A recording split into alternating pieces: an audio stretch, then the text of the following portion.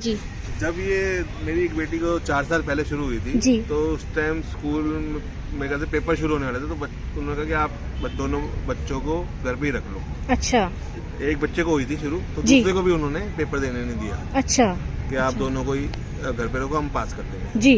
उसके बाद मैं शिफ्ट हो गया, दूसरे स्कूल में शिफ्ट किया, तो वहाँ पे शुरू से ही पहले तो सपोर्ट ही नहीं मिला। पहले तो वो सोचते पता नहीं क्या हो गया इनको ऐसा, तो उस टाइम तो बड़ा फेस किया कि उन्होंने सोचा कि निकालने किसी तरह स्कूल से, तो बड़ी मुश्किल से संभाला इनको भी, कोई बात नहीं। फिर उन्होंने कहा कि आप घर पे ही रखो, तो पेपर देना घर पे। फिर कोरोना आ गया तो 2 साल तो ऐसे ही निकल गए उसके चक्कर में। अब जाने लगी हैं तो थोड़ा सा फिर कभी शुगर हाई होती नहीं जाती, कभी स्कूल से आती है तो ऐसे मतलब बैग इतने भाई, तो उनका शरीर वैसे ही कमजोर है दोनों का, तो बैग ही नहीं उठा पाती। तो मतलब ये चैलेंजेस तो हैं मतलब, और स्कूल की तरफ से इतना सपोर्ट नहीं है। जी। वो कहते हैं आप घर पे रख लो ज्यादा बच्चे, वो कोशिश करते हैं घर पे रहे बच्चा, जब पीछा छुड़ाने वाली बात है। जिस टाइम पे मुझे डायग्नोज हुआ था उस टाइम पे इतनी अवेयरनेस नहीं थी, because it was 12 years back. तब टाइप 1 डायबिटीज़ का किसी को इतना पता नहीं था।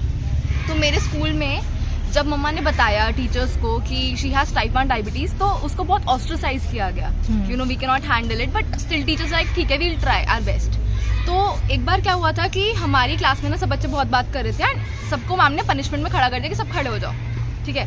उसमें उन्होंने स्पेशली बोल दिया कि Khushi you sit down because she has diabetes. अब at that point I was not ready to accept it, और मुझे एकदम से ऐसा लगा कि सबके सामने ऐसे बोल दिया मैम ने, तब मतलब it was really bad. And that is when that discrimination and that you know bullying started. तब लोगों को लगने लगा कि भाई इसको स्पेशल ट्रीटमेंट क्यों मिल रहा है। तो क्या तुम छुप के लगाती थी इंसुलिन? हाँ, उसके बाद से मैंने और छुपाना शुरू कर दिया, बिकॉज मुझे ही लगने लगा कि अगर मेरे फ्रेंड्स को पता चलेगा तो वो उस चीज़ को बहुत ज़्यादा बढ़ावा देंगे, वो उस चीज़ को एक बुली की तरह ट्रीट करेंगे। तो actually I was bullied a lot for this, कि सबको ऐसा लगता था ये छुप छुप के क्यों खा रही है, ये इधर जाके क्यों खा रही है, ऐसे क्यों कर रही है, वैसे क्यों कर रही है। तो it was really bad for me. तो इन स्कूल टाइम उसके बाद जब मैंने 4 साल बाद मैंने स्कूल शिफ्ट कर लिया था, I went to mom school, तो वहाँ भी सेम प्रॉब्लम थी। ऑल्दो मेरी मॉम वहाँ पे टीचर थी तो she used to handle everything, but सबको यही प्रॉब्लम थी कि इसको स्पेशल ट्रीटमेंट क्यों मिल रहा है। But till that time, till school, I was never ready to actually accept it, या फिर उस चीज़ को यू नो बताना किसी। मुझे मतलब स्कूल के रिगार्डिंग बहुत ज़्यादा सपोर्ट नहीं मिला है पीयू के लिए। स्कूल ने मतलब बहुत जगह डिसर्टन करने की कोशिश की है हमें, लेकिन हम रह रहे हैं स्टार्टिंग में भी जैसे कैसे होगा। उनको ये लगता है कि बहुत बड़ा टास्क है, हमें रिकॉर्ड रखना पड़ेगा, उसकी शुगर्स चेक करना, क्लास लंच से पहले उसे बुलाना, मतलब सब बच्चों के बीच में हम कैसे देखें उसको। तो वो इस तरह से शो करते हैं कि वो रखना ही नहीं चाहते स्कूल में, डायरेक्टली कह भी नहीं रहे हैं, और उनको ये लगता है कि हम कैसे करें एक बच्चे के पीछे एक चीज़ के लिए उसको बार बार उसको देखना, उसका रिकॉर्ड रखना। अब टीचर ने डायरेक्टली भी नहीं कहा है, डायरेक्टर ने, कि हम उसको निकालना चाहते हैं या कुछ है, बट उनका वे ऑफ टॉकिंग यही था कि आप अपने बच्चे को निकाल लो।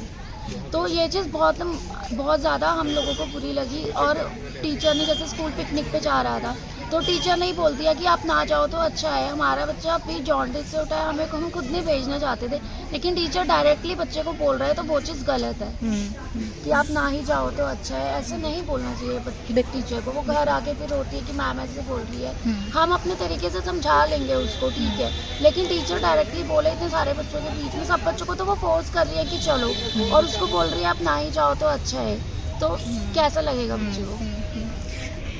ये प्रॉब्लम है ना, ये दिखती नहीं है, दिखती नहीं तो इसलिए स्कूल उसको लेता ही नहीं कि लाइटली, जैसे कोई अंधा है, कोई कुछ ऐसा है, फिजिकल कुछ है, वो दिखता है उसके साथ तो उस तरह ट्रीट, ये दिखती ही नहीं है प्रॉब्लम, तो इसलिए स्कूल इसको लाइटली लेता है और सोचता है कि बाकी हमें पता है अंदर कितनी इसकी आगे प्रॉब्लम हो सकती है, पर वो ये चीज़ नहीं समझते जी। तो और हमें इसी के थ्रू, इस जरिए हम शायद उन्हें समझा यही सके। चीज़ समझ आ जाए तो शायद इन बच्चों की ज़िंदगी जो ये नहीं जा पा रहे स्कूल, तो चले भी जाएंगे रेगुलर। तो अभी स्कूल नहीं जा पा रहे? जाती महीने में 1-2 दिन बस, इस महीने तो शायद गई भी नहीं, मैं सिर्फ फीस देता हूँ, बच्चे स्कूल नहीं जाते, पेपर देने जाते।